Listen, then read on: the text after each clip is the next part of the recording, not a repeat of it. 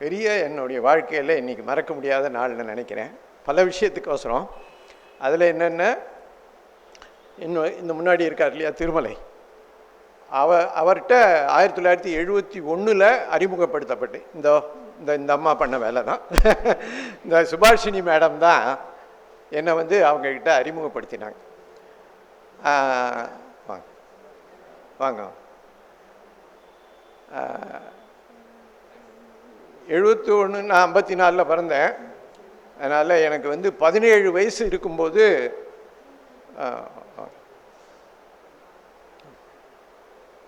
17 வயசு இருக்கும்போது ஒரு இளைஞனுக்கு உண்டான எல்லா விதமான சிக்கல்களும் உச்சத்துக்கு போச்சு. எனக்கு காலேஜில் படிக்கும்போதெல்லாம் ரொம்ப சிரமப்படுவேன். நான் என்ன பண்ணுறதுன்னே தெரியாது. யார்கிட்ட போய் சொல்கிறது? இதோ இவர்கிட்ட தான் சொல்லணுங்கிறத இந்த அம்மா சொல்லிவிடுது. நீ போ, உனக்கு இவர் தான் கைட் பண்ணுவார் அப்படின்னு. எனக்கு நம்ப முடியல. ஒவ்வொருத்தருக்கும் பெரிய அதிர்ஷ்டம் இருந்தால் தான் பெரிய எல்லா இடமும் கிடச்சிரும். கஷ்டப்பட்டு உழைச்சிங்கன்னு பெரிய பதவிக்கு போயிடலாம், பணம் சம்பாதிக்கலாம், எல்லாம் பண்ணலாம். நல்ல மனிதர்களை சந்திக்கணும்னு நீங்கள் விருப்பப்பட்டால் ரொம்ப கஷ்டம். உங்களுக்கு அதிர்ஷ்டம் இருந்தால் தான். சுபாஷினியினுடைய கை காட்டுனால அவளுக்கு ஒரு பக்கம் ஒரு விஷயத்தில் ரொம்ப நன்றி, இன்னொரு விஷயத்தில் ஐயோ இப்படி பண்ணிட்டியே அப்படின்னு சொல்லிட்டு கொண்டு போய் சேர்த்ததுனால எனக்கு ஒரு சௌரியம் என்னாச்சுன்னா, எல்லா விதமான கஷ்டங்களும் துன்பங்களும் அடங்கி. நீங்கள் நம்ம சொன்னால் நம்பவே மாட்டேங்க. பல வருடங்களாக அண்ணாமலைக்கு தெரியும். சாதாரண ஒரு பள்ளி, உங்களை மாதிரி இங்கே பல பேர் வந்திருக்கீங்களே, நானும் ஒரு வேதியியல் ஆசிரியர். அதனால் நீங்களாம் நம்ம கேஸ்ட் தான் நீங்களாம். அதனால் அந்த வேதியியல் ஆசிரியராக இருந்தபோது பள்ளிக்கூடத்தில் நான் பட்ட கஷ்டங்கள்லாம் இவர்கிட்ட சொல்லி ஒப்பாரி வைப்பேன். என்னால் முடியலையே அப்படிம்பேன். இல்லைடா பணம் வேண்டியிருக்கு, அதனால் போயிட்டு வா அப்படிம்பார்.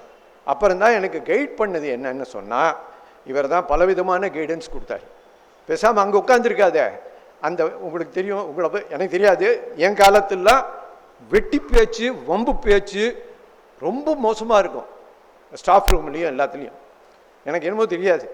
எனக்கு ஐயோ இதை பற்றி பேச மாட்டாங்க, அதை பற்றி அதில் ஒன்றும் பேச மாட்டாங்க. வெட்டி பேச்சு தான் முக்கியமாக. இன்னொருத்தனை பற்றினா ஒரு மறைமுகமான பேச்சு இருக்கும். அப்போ இவர் தான் அறிமுகப்படுத்தினார் பலவிதமான புத்தகங்களை படி. ஆல்பர்ட் டோ மொரேவியான்னு ஒருத்தர், பெண்களை உங்களுக்கெல்லாம் பல பேர் தெரிஞ்சிருக்கு, வாய்ப்பே கிடையாது. இட்டாலிய பெரிய சிறப்பான எழுத்தாளர் ஆல்பர்ட்டோ மொரேவியாவுடைய எழுத்துக்கள். லின்யூடாங் நம்மளுடைய வாழ்க்கையை சொல்லக்கூடிய இம்பார்ட்டன்ஸ் ஆஃப் லிவிங், இவரெல்லாம் தான் அறிமுகப்படுத்தினார். அப்புறம் நிறைய பெரிய லிஸ்ட்டு. கி ராஜநாராயணன், எனக்கு ரொம்ப பிடிச்ச எழுத்தாளர் ஆர் சூடாமணி, இந்த மாதிரி ஒரு பெரிய லிஸ்ட்டே வச்சுருக்கேன் நான். அப்புறம் வைக்கம் முகமது பஷீர், உங்களை எவ்வளோ பேருக்கு தெரியுமா தெரியாது, அற்புதமான ஒரு எழுத்தாளர். இதெல்லாம் இவர் பண்ண வேலை. யார்? திருமலை பண்ண. இந்த புத்தகனால எப்போதும் என் கையில் ஒரு புத்தகம் இருந்துக்கிட்டே இருக்கும். இது எதுக்கு சொல்கிறேன்னா, ஆசிரியர்கள் சில பேர் வந்திருக்கீங்க, தயவுசெய்து நிறைய படிங்க. எனக்கு 2 காதலி தான். ஒரு காதலி என்னுடைய கெமிஸ்ட்ரி. விருதுநகர் செந்தில்குமார் நாடார் கல்லூரியில் படித்ததுனால கெமிஸ்ட்ரியை இன்னி வரையும் காதலிக்க வச்சுக்கிட்டு இருக்காங்க. 1000 புத்தகம் இருந்தாலும் மொதல் கையை அங்கே தான் போகும். 2வது காந்தி, அதை பண்ணவர் இவர். இன்னும் உங்க நம்பவே மாட்டீங்க, இவர் இதைப்படி அதைப்படியெல்லாம் ஒன்றும் சொன்னதில்லை. பல பேர் இவர்கிட்டயே கம்ப்ளைண்ட் பண்ணாங்க, என்ன உங்கள் கூடவே சுற்றிக்கிட்டு இருக்கான், உங்களுடைய பையன் மாதிரி இருக்கான், அவன் கொஞ்சம் இது போட்டுக்க கூடாதா, காதி போட்டுக்க கூடாதா, காந்தியை பற்றி சொல்லக்கூடாதா, பேசக்கூடாதான்னு. அவனுக்கு எப்போ தோணுதோ அப்போ பேசுவான் அப்படின்னார். எனக்கு ரொம்ப ஆச்சரியமாக போச்சு. அந்த பொறுமையாக இருந்து என்னை காந்திய பக்தனா வெறியனா என்னென்னமோ ஆக்கிவிட்டார். இப்போ கூட உட்காந்து போர் அடித்து ரொம்ப மனசுக்கு துவண்டு போயிருந்தேன்னா மகாதேவ தேசாயோட புத்தகம் இப்போ படிக்க ஆரம்பிச்சிருக்கேன். அவருடைய செக்ரட்டரி, அந்த புத்தகத்தை தான் படிச்சுக்கிட்டு இருக்கேன். உங்களுக்கு கூட கொண்டுருக்கேன், நான் காட்டுறேன். நான் கடைசியில் நன்றி உரை நானே தான் சொல்ல போகிறேன். அது ரொம்ப கம்மியாக சொல்லிடுவேன். தென்னாப்பிரிக்காவில் சத்தியாகிரகம்னு அந்த புத்தகத்தை எப்போதும் கையில் வச்சுக்க. எனக்கு பைபிள் மாதிரி. எதுக்கு இவ்வளவு சொல்கிறேன்னு சொன்னால், இன்னும் 2-3 நிமிஷத்தில் முடிச்சுடுறேன். 10 நிமிஷத்தில் அவர் டைனமைட்டில் அடிப்பார், இல்லாட்டி தலையில் அடிப்பார். அந்த மாதிரி தயவு செய்து ஆசிரியர்களுக்கு மட்டும் முக்கியமான இந்த செய்தி என்னென்னா, நிறைய படிங்க, எல்லா விதமான படிப்பும் படிங்க.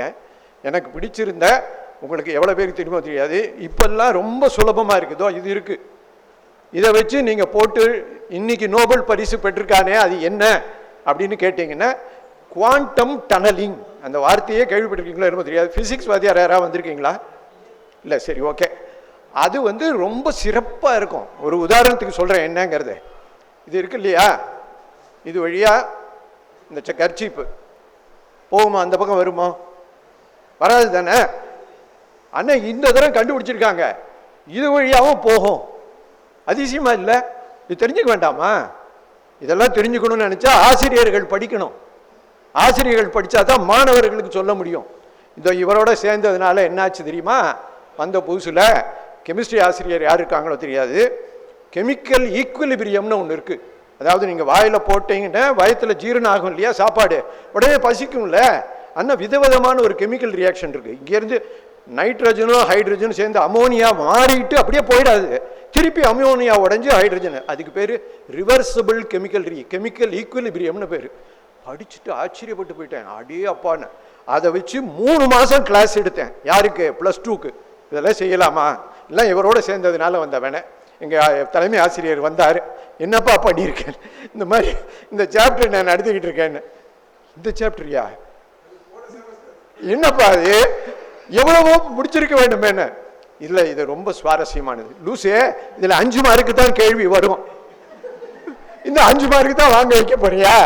எனக்கு அதுதாங்க நொந்து போயிட்டேன். நான் ஆசிரியராக போன போது, ஆசிரியராக ஆகணும் ஆர்வம் பையனுக்கு ஏற்படுத்தணும்னு சொன்னால் வெளியில் அவனை கூட்டின்னு வந்து நிறையா பேசணும். அதனால் என்ன பண்ணிட்டேன், 45 நிமிஷங்களை 40 நிமிஷம் கெமிஸ்ட்ரிக்கு, 5 நிமிடம் வெளியாக எல்லா விஷயங்களும். இந்த பையனுக்கு அந்த 5 நிமிஷத்துக்கு தான் காத்திருப்பானுங்க. என்ன உணவுலேருந்து வெளியூர்லேருந்து எல்லாத்த பற்றியும் சொல்லுவேன்னா, கடைசியாக ஒரே ஒரு நிகழ்ச்சி சொல்லி முடிக்கிறேன். ஏன்னா நான் படித்ததில் ரொம்ப சிறப்பான புத்தகம், அவரை பற்றி பல பேருக்கு தெரிஞ்சிருக்கிறது வாய்ப்பு இல்லை. பாலச்சந்திரன் சுள்ளிக்காடுன்னு பேர், தெரியுமா யாருக்காவது? படித்த? வெரி குட், பரவாயில்ல, 2 பேருக்கு தெரியும். அவங்க ஹேமாவுக்கு தெரியும், எனக்கு தெரியும், இவங்களுக்கும் ராதாவுக்கு தெரியுங்கிறது ஆச்சரியமா இருக்கு. அற்புதமான சிதம்பர நினைவுகள் நோட் பண்ணி வச்சுக்கோங்க தயவுசெய்து.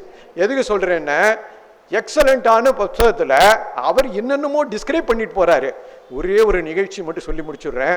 என்ன அண்ணாமலை சொல்லிக்கிட்டு இருந்தார் இல்லையா, சில பேர்லாம் சிரஞ்சீவி, அவங்க உடம்பை கொல்ல முடியும். நான் ஒரு பெரிய லிஸ்ட்டாக 7 பேரை போட்டேன். இங்கே தீப நடராஜன் ஒருத்தருக்கு போட்டிருந்தேன், அதில் டாப்பாக காந்தியை தான் போட்டேன். அவங்க உடம்பை தான் கொல்ல முடியும், அவர் சாகவே மாட்டாங்க. டிகே ரசிகமணி, டிகேசி, வினோபா, அந்த மாதிரி ஒரு 7 பேரை போட்டேன் நான். அந்த 7 பேரில் இவர் ஏன் உயிரோடு இன்னும் இருக்காரு அப்படிங்கிறதுக்கு அவர் சொன்ன ஒரே ஒரு, அவர் எதையாச்சும் ஒரு நிகழ்ச்சி எழுதியிருக்காரு. அதில் சிதம்பர நினைவுகள் தயவுசெய்து படிங்க. ஒரு புக் ஸ்டாலுக்கு ஒரு அம்மா, கருப்பின மக்கள், ஒரு அதை அந்த வார்த்தை சொல்லக்கூடாதுன்னு சொல்கிறாங்க, நீக்ரோன்னு அந்த காலத்தில் சொல்லுவாங்க. இப்போ வந்து ஆப்பிரிக்கன்னு தான் சொல்லணும், கருப்பின மக்கள்னு கூட சொல்கிறாரு. அந்த ஆப்பிரிக்க பெண்மணி லைப்ரரிக்கு, இது புஸ்தக ஸ்டாலுக்கு போகிறா.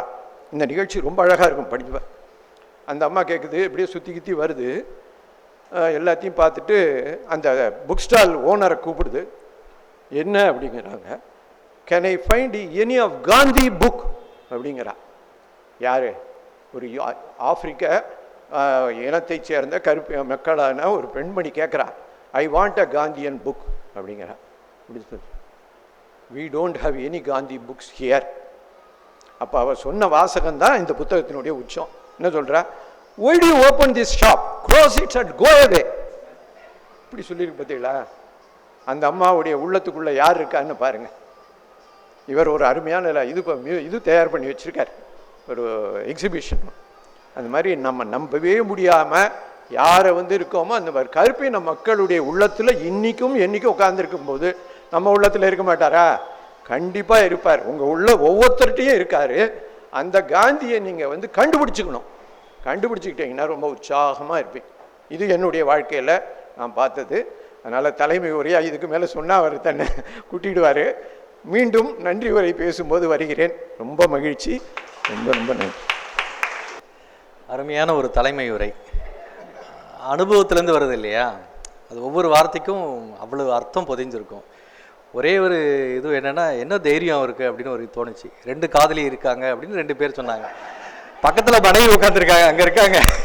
அவங்கள சொல்லுவாங்க, வீட்டுக்கு போனால் இருக்குது உங்களுக்கு, உங்கள் கெமிஸ்ட்ரி என்ன ஆகுதுன்னு பார்ப்போம். ஒருவேளை அது கடவுளாக இருக்குன்னு நினைக்கிறேன். அது காந்தியும் கெமிஸ்ட்ரியும் ஒன்றா காதலியாக இருக்கலாம், அது கடவுள். அவங்க வந்து கடவுள்னு எடுத்துக்கலாம். ரொம்ப நன்றி.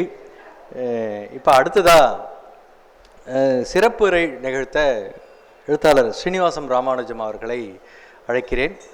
நிறைய நூல்கள் எழுதியிருக்காரு, மொழிபெயர்த்திருக்கிறாரு, அதுக்கு மொழிபெயர்ப்புக்கான விருதுகள் வாங்கியிருக்காரு. சமீபத்தில் அசோகர் பற்றின ஒரு வாழ்க்கை வரலாற்று நூல், அசோகரை பற்றின குறிப்புகளே ரொம்ப குறைவு, கிடைக்கிற குறிப்புகள். அதுலேருந்து ஒருத்தர் ஆங்கிலத்தில் வந்த நூலை ஐயா மொழிபெயர்த்திருக்காரு. அதுக்கு தான் சாகித்ய அகாடமி. மிக முக்கியமான ஒரு ஆவணம். அப்புறம் ஒரு மிகச்சிறந்த அறிஞர் சுந்தர் சருக்கு, அவரோட நூல்கள் எல்லாத்தையுமே இவர் தான் தமிழுக்கு கொண்டு வருவார்.